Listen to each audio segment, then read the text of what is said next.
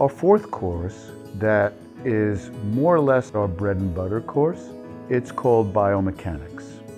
In that course, they have to manage tooth structure to provide all the restorative options that are potentially even conceivable with today's technology.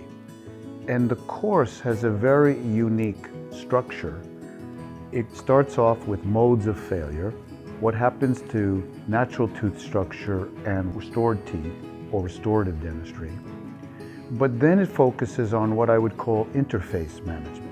How does a dentist know all the things they need to know about the enamel, the dentin, different structures, whether it's metals, acrylics, resins, ceramics, glass-based, oxide-based.